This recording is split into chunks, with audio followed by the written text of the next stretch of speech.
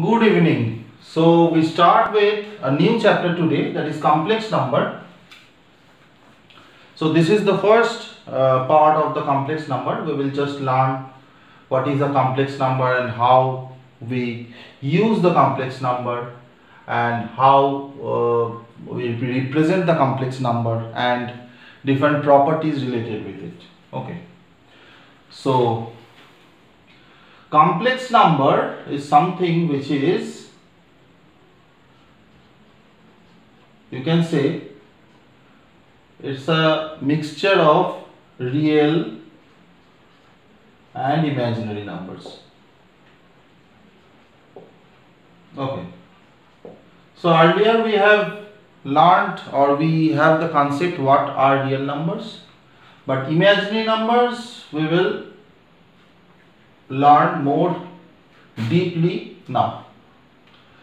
So example of complex number, if I write, it's denoted by z generally, like any variable we take as x, y, such that complex numbers are denoted by z, z1, z2, these are all complex numbers. So kind of this, say 2 plus 3i, or say z2, another complex number I write 5 minus 4i. Okay. So these may be the examples of complex number. Now if you look at it, this 2 plus 3i, okay, so 2 plus 3i, if you look at it, this part 2, which is a real part, okay, this part is a real part, real number, and 3i, this part totally will be imaginary part. Okay. Similarly, if you get 5 minus 4i, over there 5 will be the real part and minus 4i, this part is imaginary part. Okay. So 5 minus 4i we can also break up into real and imaginary parts. So this is how we get complex numbers. It's actually a mixture of real and imaginary numbers. Now it's kind of a jacket.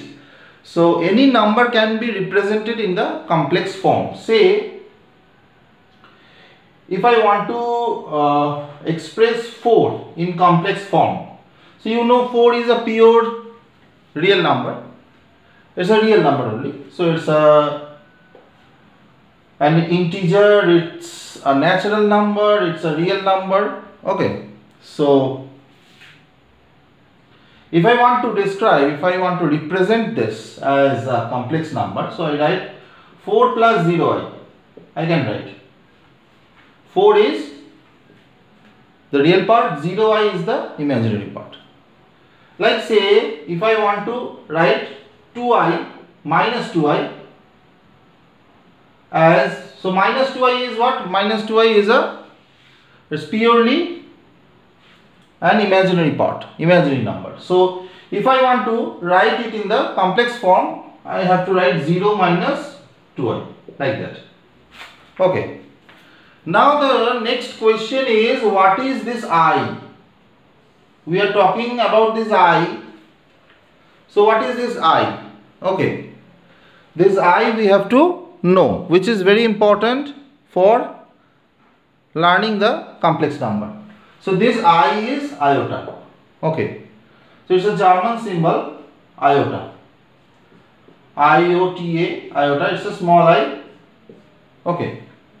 And its value is root over minus 1. Its value is root over minus 1. So you get I equals to root over minus 1. So automatically I square will be what? I square will be equal to minus 1, because you are squaring this part. So root over minus 1, when you square it, you get minus 1. Now I cube, what will be I cube? I cube is I into I square. Okay, I into I square is minus 1. So this is minus 1. So that means you get a minus I. Okay, put I square as minus 1. So minus 1 into I, it's minus I.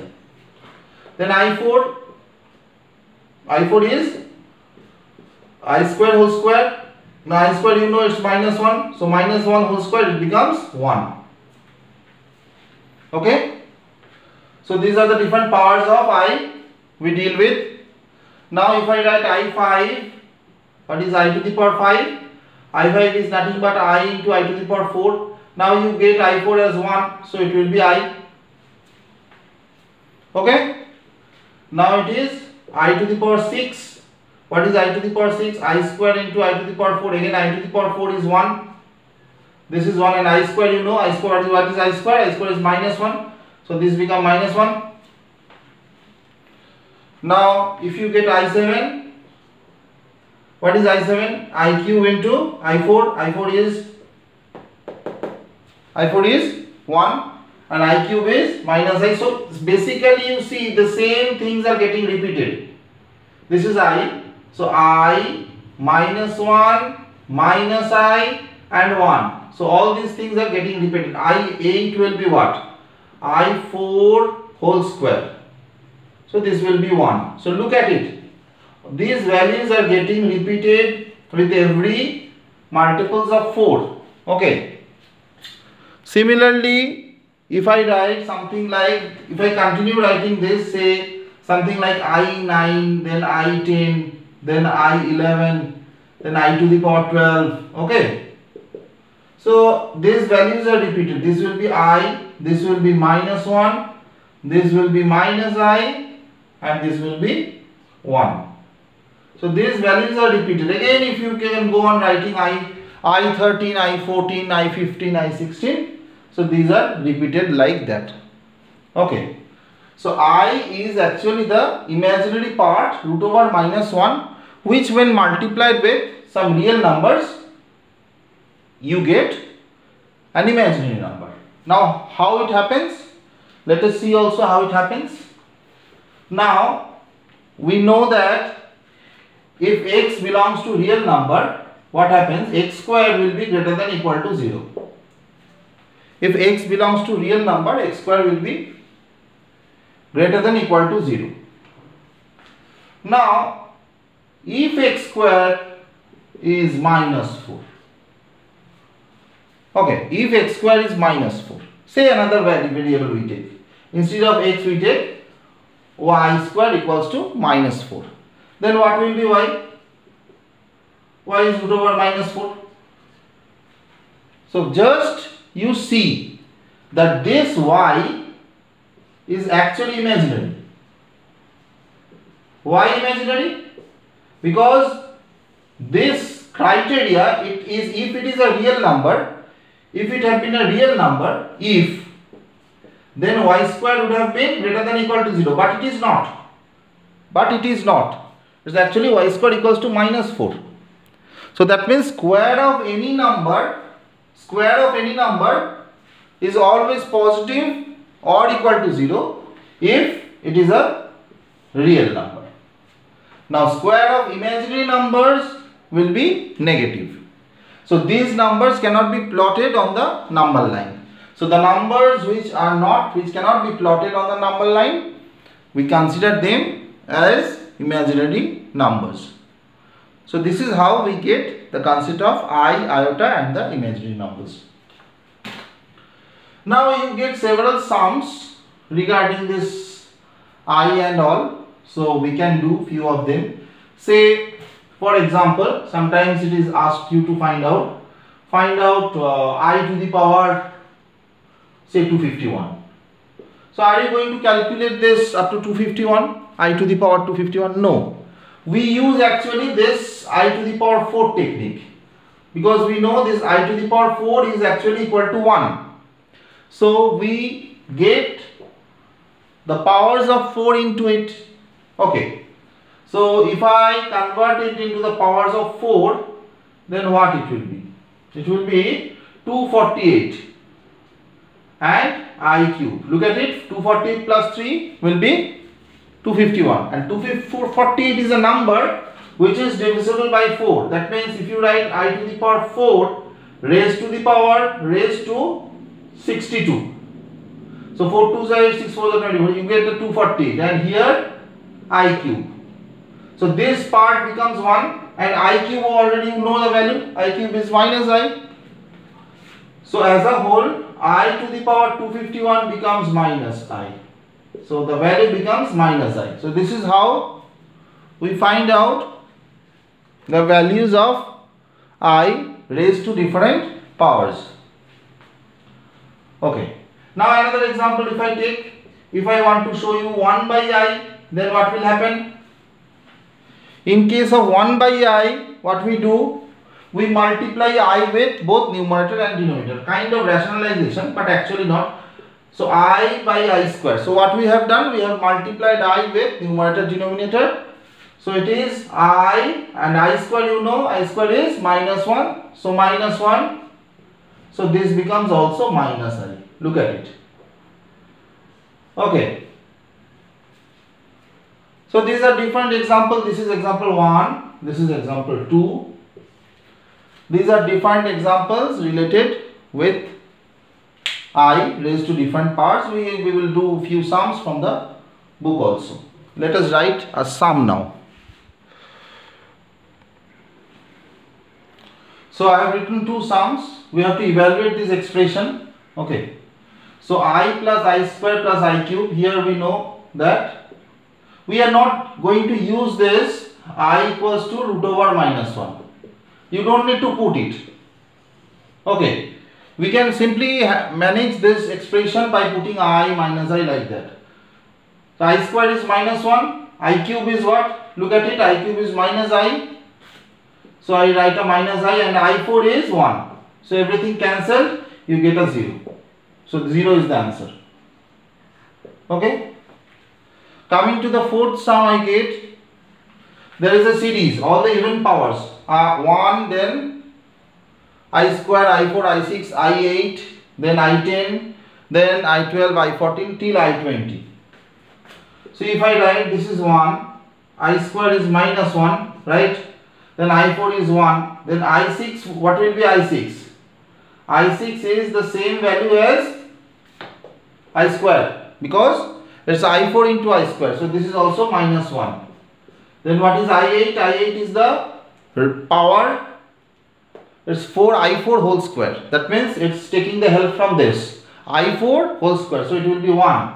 So like that 1 plus minus it goes on till I20, which is also plus 1 because it's the power of 4. Before that you get I18. What is I to the power 18? I to the power 18, if you calculate, it is I16 dot I square. That means this is 1 and this is minus 1. So you get a minus 1 before. So just see, there is 1 minus 1, then 1 minus 1 cancelled, 1 minus 1 cancelled. So all this will be cancelled and this 1 will be left behind. So the answer of this series will be 1. Okay. So this is the answer. So let us do another sum on this.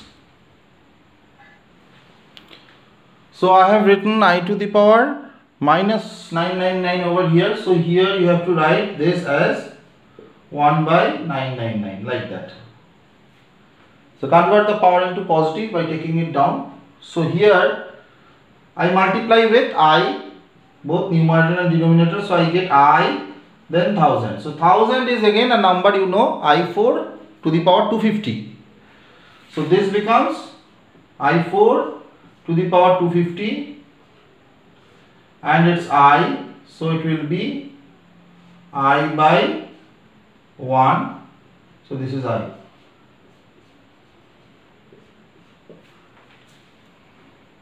Okay. So this is all about the iota sums. So now what we are going to do, we are going into the standard form and its conjugate and all these things. Let us do that. Okay, standard form. Standard form is one of the way we represent the complex number. Actually there are two forms, standard form and polar form. So as of now, so there are two forms. These are the ways of representation. How the complex numbers are represented. So here Z is represented as A plus IB, where A and B are real numbers, you know, and I is iota. So IB is something imaginary or non-real, you can say. Okay. And polar form is a different thing. If you see, look at it, it will be Z equals to something like R cos theta plus IR sin theta. So we will do it later on. Now we are going to look at this standard form. Standard form is also the same thing which we learned just now. That means say Z1 equals to say 2 plus 3y. So what is this? 2 and 3 are real numbers and 3i will be, this part will be imaginary. So this is a standard form. Okay. So we can convert this complex number, we can have its conjugate also, we can have its modulus also. These are very easy. So if you want to get the conjugate of Z1, it will be written as Z1 bar. Okay, it will be written as Z1 bar. And what it will be, how it will be affected? It will be, this sign will be only changed. If it is minus, it will be changed to plus, and if it is plus, it will be changed to minus. So it will be 2 minus 3i over here. Okay. So how it is affected? You remember, if Z is equal to A plus IB, then Z bar, which is the conjugate, it will be A minus IB. Okay, so this is how you get the conjugate of a typical complex number. Remember, I will give you another example. Say Z2, if I write Z2 is something like minus 4 plus 2i. Okay. Now, it's Z2 bar. That means conjugate of Z2 will be minus 4 will be left as it is. There is no change of minus 4. Now, this plus 2i will be changed into minus 2i. Okay, so this is another example. Let's write another example. Z3 equals to say 3 minus I. So what will be Z3 bar? That means the conjugate of Z3. It will be 3, this sign will be changed to plus, so 3 plus I. So this is how we write the conjugate. We write the conjugate of a complex number. So there are several properties related with this conjugate. Those we are going to learn after we learn the modulus also. So we learn this together. Then it will be easy for us to do all these things. Okay. Then what is modulus? Modulus of Z1. Okay. Modulus of Z1. So modulus is something when you have the original thing Z equals to A plus IB, modulus is represented by mod Z like this. So it is root over A square plus B square. It's always a positive quantity. It's root over A square plus B square. So this is a mod Z. So you have learned mod in the chapter function. Okay, so you know that mod is something positive. So this also denotes something like a magnitude.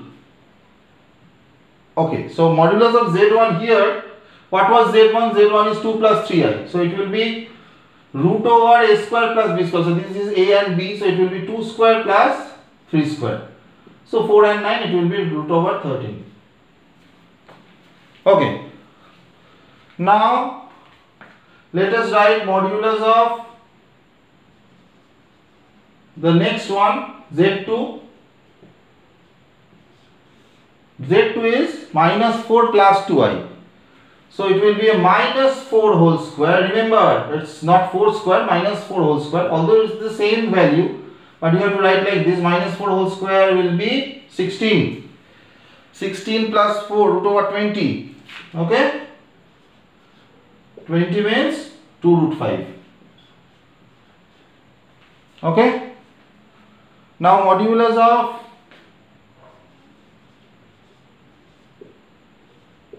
Z3. Now this is written as this. Okay, all these things, this Z1 also, Z1 modulus of this is represented as this. This is Z2. This is like this. Like conjugate is written like Z1 bar, modulus is written like Z1 mod. Okay, so Z3 mod will be, look at this, it will be 3 square plus minus 1 whole square. So it's 3 square means 9 plus 1, 10. Okay, so this is how we can write, we can express the modulus of a thing. Now that means we learned the standard form, which is a plus ib. Okay, I'll mark it, just a minute. So this is the standard form, a plus ib we learned. Then polar we will learn later. Then if z equals to a plus ib, the conjugate will be, this sign will be changed, a minus ib. That's what is happening over here in the examples. And modulus, if z equals to a plus ib, this is the modulus. So these three things is mainly to be focused over here. Okay, now let us learn the modulus and this conjugate properties. Okay, so we are now going to learn the properties over here. Okay, let us start the properties of conjugate. Okay, of complex number. So I have written a complex number, that is z equals to a plus ib. So its conjugate will be z bar equals to a minus ib. So here we write the properties. The main properties which we can write first, that is say z plus z bar. So you can see z plus z bar, if you do, what happens? ib and plus ib and minus ib cancel out. So here you get 2a, which is twice of real part of z. Okay, twice of real part of z. Okay, so this we can I can explain you that z plus z bar, what is happening actually? Z plus z bar is becoming 2a. So a is what? A is the real part of z, because what is the real part of z? This is a. So we write 2 re of z. Now here the next property you can write z minus z bar. If you do, so when you subtract, automatically a gets cancelled and you get what? 2ib. So that is twice the imaginary part of z. So twice the imaginary part of z. So you can write this.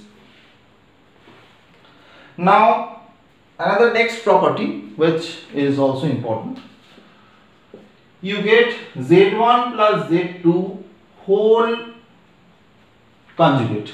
Okay, so this will be z1 conjugate plus z2 conjugate. Okay, that means if you add it up and then conjugate, this will be sum of the conjugates of two complex numbers. So these are the very important properties which we have to use while doing sums. Number 4, similarly z1 minus z2 conjugate, if you take, so z1 bar minus z2 bar. So this will be this. Now there are multiplication and division rule also. So z1 z2 is a product of two complex number and we take the conjugate of that, it will be something like z1 dot z2. You might think that what is a very big deal in writing this, but just think that if there are n complex numbers which are producted, then it will be very difficult for you to multiply everything and find out the product. Then you can, well, if you are asked like z1, z2, z3, z4, z5 up to zn producted, then it is easy to break them all and take the individual conjugate. Then it will be, result will be found very easily. Okay, So every property, each of the properties has certain utilities. Now Z1 by Z2, okay, if you take this whole conjugate, okay, so that will be broken into Z1 bar by Z2 bar. That means Z1 conjugate by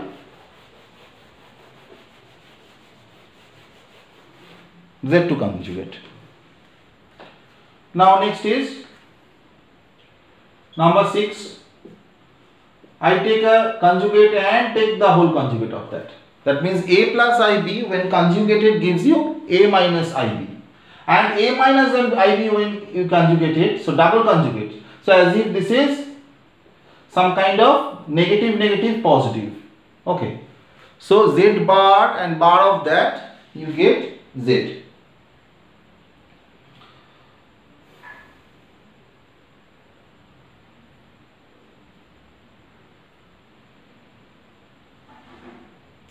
So these are the more or less properties of conjugate. You can take examples and try proving this. Now we will see the properties of modulus. The modulus thing also you know, if Z equals to A plus IB, then mod Z will be root over A square plus B square. So this is the modulus thing.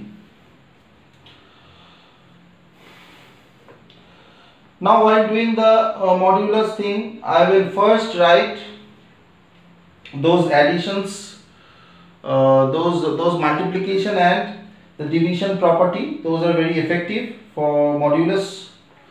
The important things to be remembered, sums, as per sums it's very important. So Z1 Z2 mod, okay, Z1 Z2 mod, that means mod of Z1 Z2 is broken as Z1 mod into Z2 mod. That means it's the mod of the product is equal to product of the mod. It's mod of the product is equal to product of each of these modulus. Okay. Number 2, Z1 by Z2 whole mod. It's broken into Z1 mod by Z2 mod.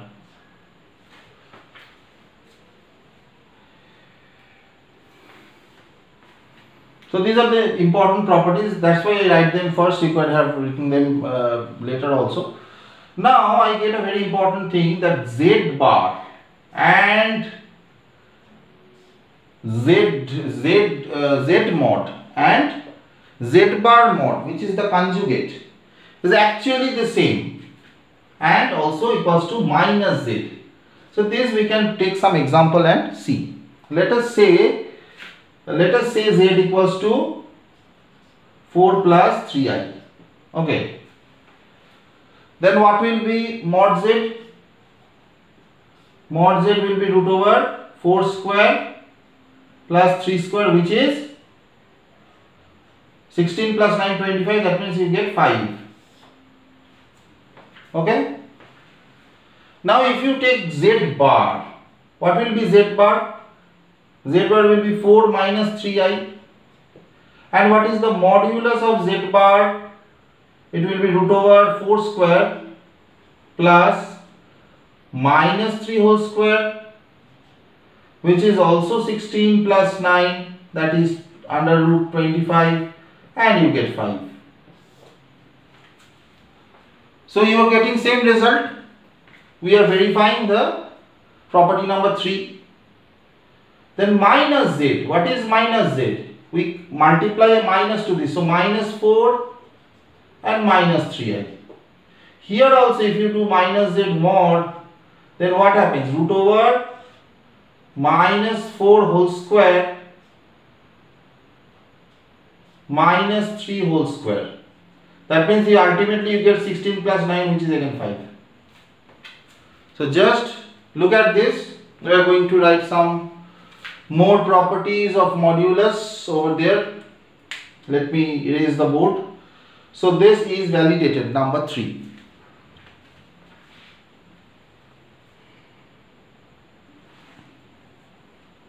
Yes. So next property number 4. I multiply z into z bar and that will be mod z square. Okay. This also we can illustrate. Look at this, z into z bar. So z into z bar becomes what? If I do, that is 4 plus 3i into 4 minus 3i. So this is z into z bar. You get a square minus b square. So minus 9i square, which becomes plus, because I square is minus 1. So 16 plus 9, which is 25. Now what is 25? 25 is the square of 5. It's a 5 square. And what is 5? 5 is the square of this mod z. So you see, this thing is validated. That is, it's a mod z square. Now let us write more properties. So z1 plus z2 mod square. Okay. z1 plus z2 mod square. If I simplify, or if I write this, it will be z1 square plus z2 square plus 2 real part of z1 and z2 bar. So similarly, so these things you try to take some example and prove out. z1 minus z2 a minus b whole square kind of thing, and a plus b whole square. Here also you get z1 square z2 square minus real part of z1 and z2. It's a product of z1 and z2. So these are more or less the important properties, and of course from here we get certain things, like say sometimes we get we can take out what is z bar. Z bar is mod z whole square by z. So this kind of thing by cross multiplication and alternando you can always find out. Okay, so these are more or less the properties of useful properties of modulus and conjugate. And now we are going to do some sums on this standard form, some kind of simplification, rationalization, and these property related sums.